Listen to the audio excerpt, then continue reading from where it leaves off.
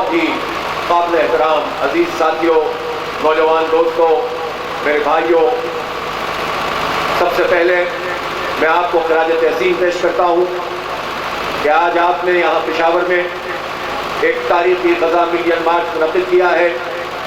और हमारा ये ग़ज़ा मार्च हमारे किसी ज़ाती मकसद के लिए नहीं है, महज पार्टी पॉलिटिक्स के लिए नहीं है, बल्कि आपने तो अमीर जमात मुंतखब होने के बाद एक इस्तक़बालिया का एहतमाम किया था, लेकिन फिर हम सब ने मिलकर फैसला किया कि ग़ज़ा की जो सूरत हाल इस वक्त मौजूद है, इस इस्तक़बालिये को हम ग़ज़ा के मुजाहिदों के नाम करते हैं, माँ बहनों के नाम करते हैं, फ़लस्तीन के उन मुज़ाहिमतकारों के नाम करते हैं, उन बच्चों के और उनके खून के नाम करते हैं कि जो बह रहा है और पूरी दुनिया के मुसलमानों का फ़र्ज़ किफ़ाया अदा कर रहा है।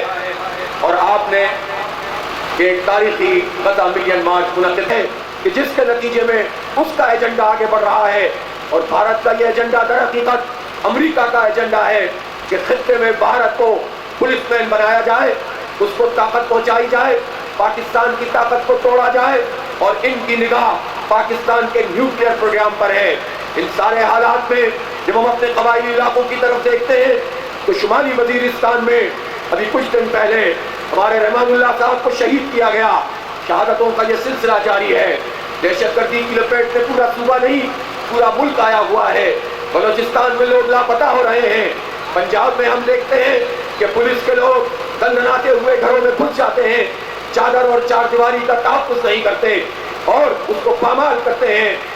एक अनारकी सी कैफियत है, एक क्यास फैला हुआ है, एक सरासीम की है पाकिस्तान के अवाम में, और उसके नतीजे में मायूसी बढ़ रही है। उसके नतीजे में नौजवान इस मुल्क से अपनी उम्मीदों को कम कर रहे हैं। ऐसे माहौल में हम पाकिस्तान के नौजवानों को तनहा नहीं छोड़